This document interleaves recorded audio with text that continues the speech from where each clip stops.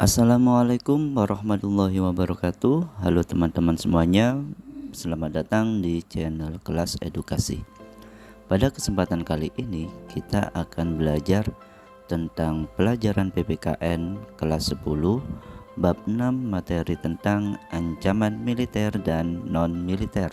Sebelum kita mulai belajar, jangan lupa untuk klik tombol subscribe agar kalian semuanya tetap bisa belajar di channel Kelas Edukasi.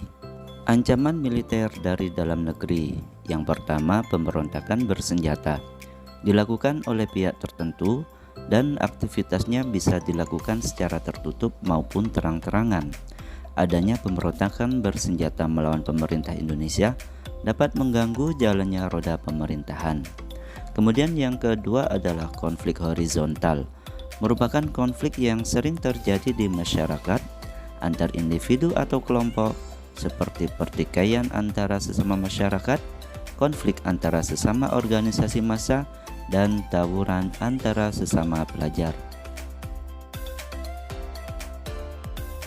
Selanjutnya yang nomor 3 adalah aksi teror bersenjata. Aksi ini dilakukan oleh jaringan terorisme yang bekerja sama dengan terorisme dalam negeri atau luar negeri. Nomor 4 adalah gerakan separatisme.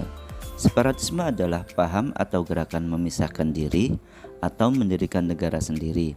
Gerakan separatisme ini bertujuan untuk memisahkan diri dari negara asal untuk menjadi negara sendiri dan negara merdeka. Selanjutnya, ancaman militer dari luar negeri. Yang pertama adalah sabotase, merupakan pemusnahan atau tindakan yang merusak sejumlah fasilitas militer dan instalasi strategis sebuah negara. Adanya perkembangan teknologi yang pesat dimanfaatkan oleh pihak yang tidak bertanggung jawab dalam merancang aksi ini. Nomor 2, pelanggaran batas wilayah. Indonesia sebagai negara maritim dan kepulauan memberi peluang cukup besar negara lain untuk melakukan pelanggaran wilayah di Indonesia, seperti yang pernah terjadi di Ambalat, Kalimantan. Kemudian yang nomor 3 adalah spionase.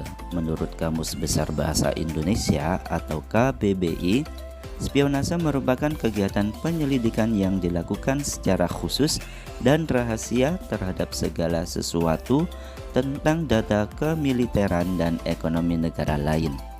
Nomor 4, agresi militer. Agresi militer adalah tindakan suatu negara terhadap negara lain dengan melakukan penyerangan dengan tujuan untuk merebut kedaulatan negara tersebut. Selanjutnya, ancaman non-militer dalam bidang ekonomi. Dari dalam negeri terjadi inflasi, yakni kenaikan harga secara umum dalam kegiatan ekonomi. Kemiskinan dan pengangguran dapat berpengaruh naiknya kriminalitas. Kebijakan ekonomi tidak jelas, pembangunan infrastruktur tidak merata. Kemudian dari luar negeri, ketergantungan terhadap pihak asing, baik dalam perdagangan maupun sistem ekonominya, rendahnya daya saing, dan tenaga kerja asing yang datang ke Indonesia. Selanjutnya dalam bidang sosial budaya. Yang pertama, gaya hidup westernisasi, yakni gaya hidup masyarakat mengikuti budaya barat tanpa adanya proses seleksi terlebih dahulu. Yang kedua, gaya hidup konsumtif, yakni gaya hidup yang selalu membeli barang secara berlebihan dan belum tentu barang tersebut akan digunakan serta dapat menyebabkan pemborosan.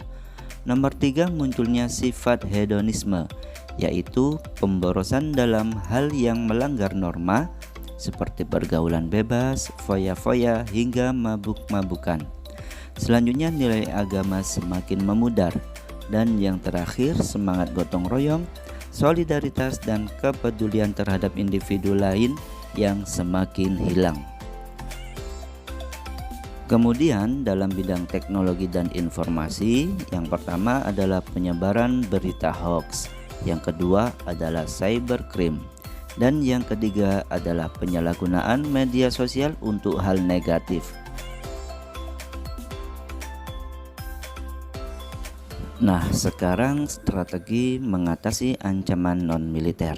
Yang pertama dalam bidang ekonomi, yaitu pertanian menjadi prioritas utama, kemudian memberikan kesejahteraan pada masyarakat, memperkuat produksi dalam negeri, mengadakan pelatihan keterampilan masyarakat, dan membuka lapangan pekerjaan dan pemerataan infrastruktur. Dalam bidang sosial budaya, berpedoman kepada Pancasila, meningkatkan sikap nasionalisme dan patriotisme, toleransi terhadap keberagaman bangsa, melestarikan budaya bangsa, dan memperkenalkan budaya Indonesia ke luar negeri. Kemudian budaya teknologi dan informasi. Yang pertama adalah sosialisasi tentang Undang-Undang ITE. Yang kedua, memblokir konten yang mengancam keutuhan NKRI. Dan yang terakhir, memberikan sanksi secara adil kepada pelaku kejahatan yang menyalahgunakan teknologi dan informasi. Terima kasih sudah belajar bersama di kelas edukasi. Sampai bertemu kembali di video selanjutnya. Wassalamualaikum warahmatullahi wabarakatuh.